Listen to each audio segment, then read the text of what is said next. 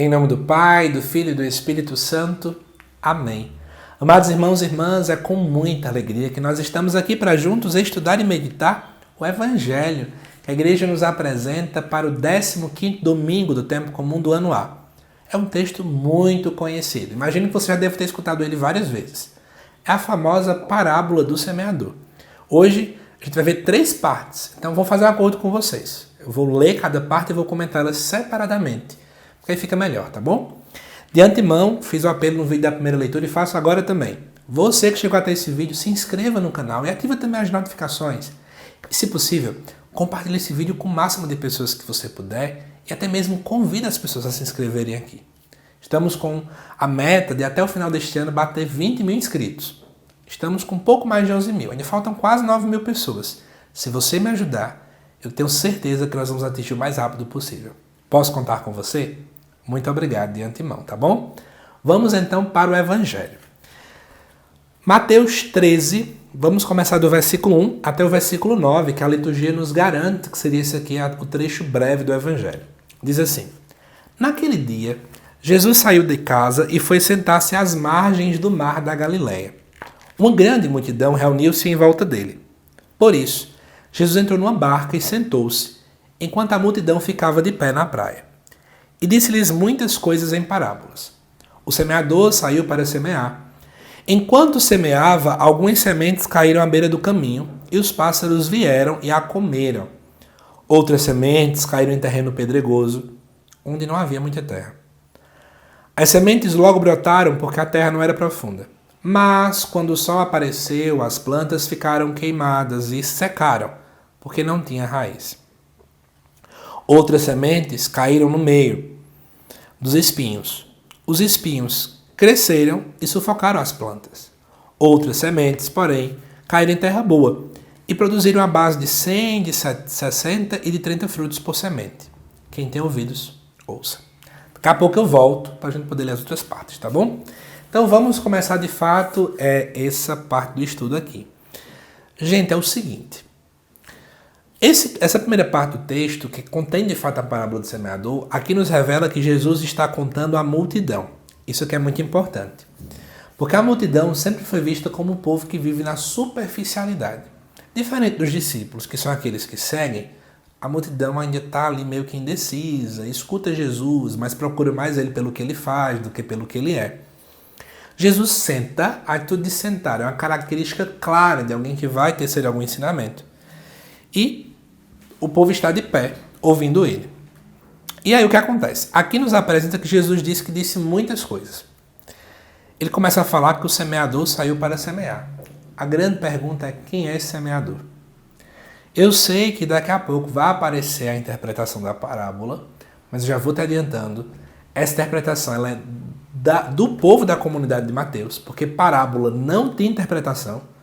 O gênero parábola ele é para deixar no ar, para que aquele que escuta aqui possa fazer a sua própria reflexão. Então, a gente daqui a pouco vai estudar a interpretação, mas é entendendo que é dentro de uma realidade da própria comunidade de Mateus. Por isso que nós podemos nos questionar quem seria esse semeador.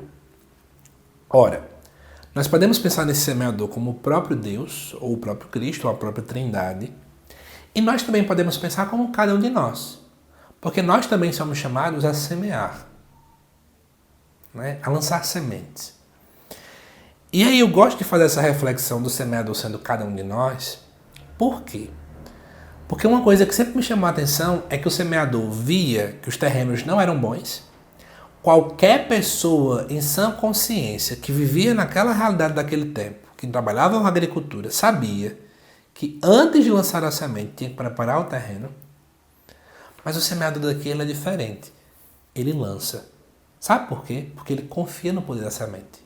A compreensão dele é: a semente tem força própria. A semente ela gera vida. Então a minha tarefa é apenas lançar. Por que eu estou falando isso? Porque às vezes nós, enquanto igreja, somos bem estranhos. A gente só quer evangelizar nos lugares bons. A gente só quer ir para o lugar onde alguém nos acolha. Eu só quero ir para aquela rua num dia de missão, porque essa rua tem gente que acolhe, que vai abrir a porta, que vai ser simpático. Eu não quero ir para um canto difícil. Não me dê tal turma de catequese não, porque lá tem a filha de fulano de tal, que é muito problemática. Tá vendo como é que a gente vai colocando impedimentos? Você não confia no poder da semente que você vai lançar? Você não confia que o Cristo, ele é vivo e real e ele age no coração do povo? Como nós somos incrédulos. O semeador entende que a tarefa dele é semear. Ponto final. A mim não cabe crescer. Cabe a semente. E aí o que acontece? Aqui nos diz que existem vários e diferentes tipos de terrenos. Poderíamos fazer várias análises aqui, mas eu quero chamar a atenção para os obstáculos, então. É importante saber que na nossa missão de sermos homens e mulheres que semeiam, sempre vão aparecer obstáculos. Seja para nós que estamos lançando a semente, seja para aquele que está recebendo a semente. Não ache que a missão de evangelizar é fácil. Quem colocou isso na sua cabeça estava com um parafuso a menos. Amados irmãos e irmãs, anunciar, semear é uma das coisas mais difíceis que existem. Eu vou enfrentar inúmeros problemas, mas a minha fé é que a semente, ela contém uma dinâmica própria, não é? Ele vai colocar aqui para cada um, enfim. Daqui a pouco a gente vai entender melhor os elementos que a comunidade de Mateus interpreta. E aí depois vem do versículo 10 ao versículo 12. Ou melhor, do versículo 10 até o versículo 17, né? Diz assim: os discípulos aproximaram-se e disseram a Jesus: veja que agora a gente sai da multidão e vamos para os discípulos. Por que falas ao povo em parábolas? Jesus respondeu: porque a vós foi dado o conhecimento dos mistérios do reino dos céus, mas a eles não foi dado. Pois a pessoa que tem será dado ainda mais e terá em abundância, mas a pessoa que não tem será tirado até o pouco que tem. É por isso que eu lhes falo em parábolas, porque olhando eles não veem, e ouvindo eles não escutam nem compreendem. Desse modo se cumpre neles a profecia de Isaías: havereis de ouvir sem entender, havereis de olhar sem nada ver, porque o coração deste povo se tornou insensível. Eles ouviram com má vontade e fecharam seus olhos, para não ver com os olhos, nem ouvir com os ouvidos, nem compreender com o coração, de modo que se convertam e eu os cure.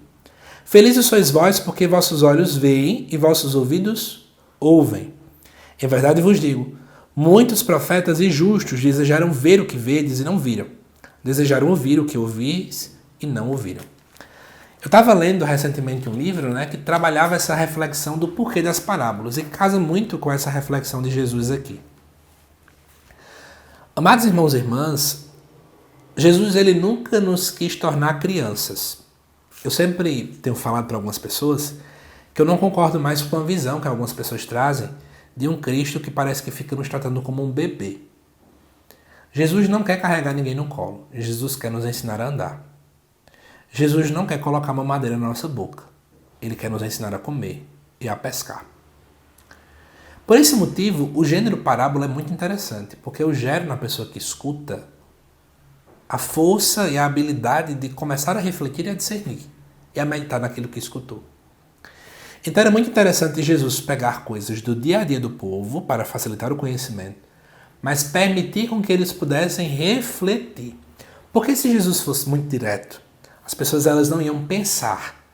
E o ato de pensar e refletir gera em nós mudança. Por exemplo, para quem não sabe, eu sou professor de matemática. E quando eu estava na graduação, a gente estuda muito a importância de ser um professor reflexivo.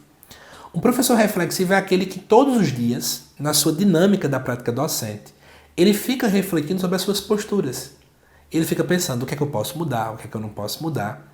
Por isso que é interessante a cada aula a gente sempre poder parar e refletir. Onde foi que eu errei hoje? Onde é que eu poderia ter melhorado? A dinâmica de parábolas faz a mesma coisa. Porque do contrário, Jesus ia dizer tudo o que ele pensava, tudo o que ele achava, e as pessoas elas não iam pensar. Então elas iam unir o discurso de Jesus com toda uma visão equivocada que elas já tinham e elas não iam evoluir. Elas iam fazer aquilo, Quando alguém é tão certo de uma verdade, olha aí o aspas bem grande. Alguém que é tão certo de uma verdade que tudo que ela escuta, ela interpreta diante da sua realidade. Eu vou dar um exemplo. Digamos que eu estou muito apaixonado por uma menina.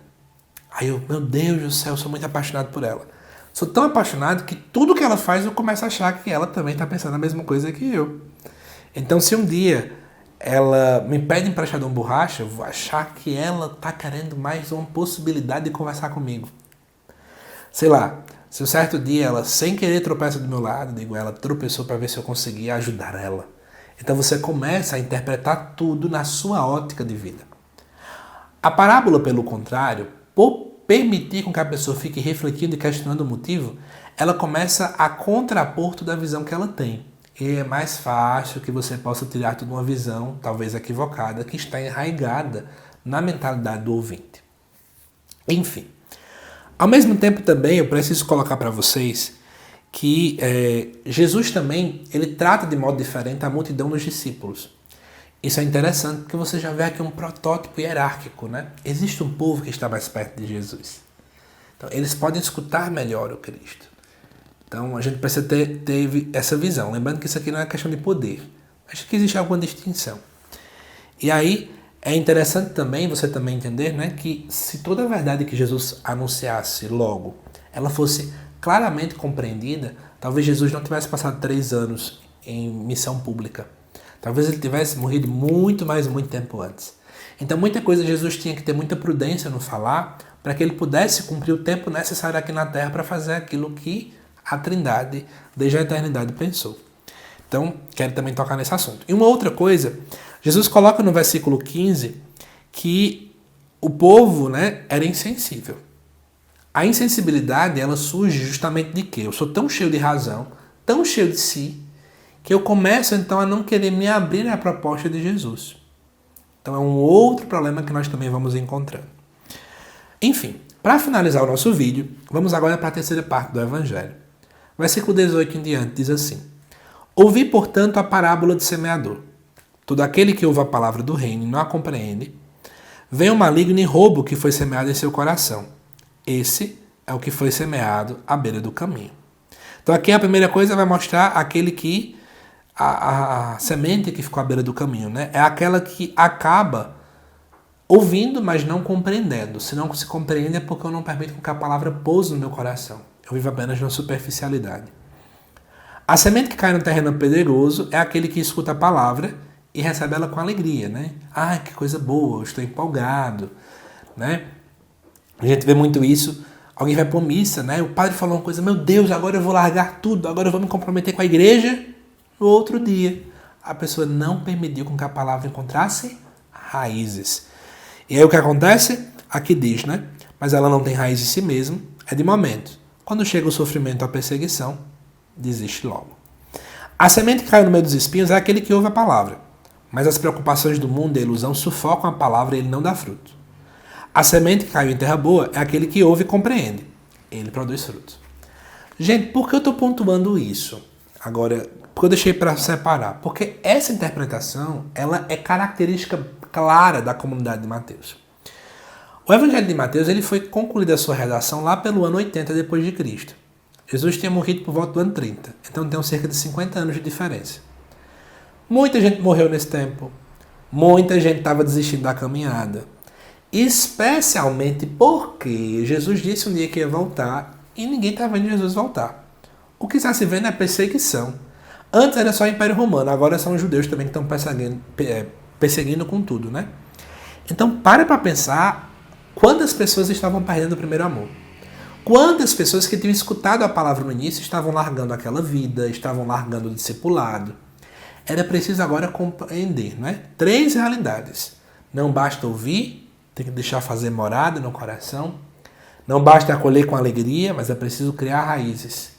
Não basta apenas ouvir, mas também suportar, passar pelas tribulações, tendo confiança em Deus. E nós podemos agora colocar para nós. Claro que você que acompanha o vídeo da primeira leitura, a expressão palavra já foi muito bem lá explicitada. Mas agora nós podemos pensar em nós, agora como terrenos. Como é que eu tenho acolhido a palavra de Deus? Será que eu tenho permitido com que crie raízes? Eu vou te explicar o que é criar raízes, sabe? É quando a palavra ela se confunde com a minha própria história.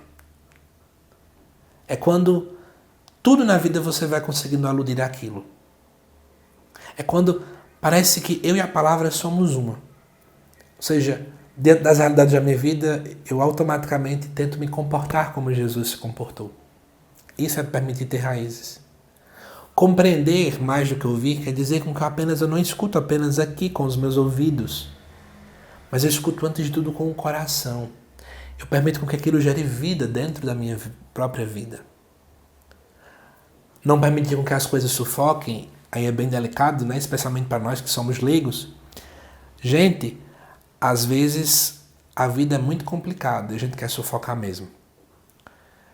O trabalho puxa, o estudo puxa, os sonhos puxam, o corpo clama e a gente fica assim, meu Deus, como é que eu vou dar conta? Aí eu não consigo mais ler a Bíblia, eu não consigo mais rezar, eu não consigo direito a missa como eu gostaria, eu chego na missa já cansado, quase cochilo na homilia, e nós ficamos naquela, mas eu vou partilhar uma coisa para vocês. Quando a gente entende que a palavra ela pode estar presente em cada instante da nossa vida, eu vou entendendo que, embora eu também separe momentos, que é importante para a oração, a minha vida ela pode ser uma inteira oração. Então tudo na minha vida eu posso ofertando a Deus, e aí eu vou permitindo com que tudo se confunda, cria raízes, então nada sufoca, e pouco a pouco eu vou compreendendo. Foi isso, por exemplo, que Maria fez. Maria guardava tudo e meditava em seu coração. Ela permitia com que a palavra criasse raízes em cada um de nós.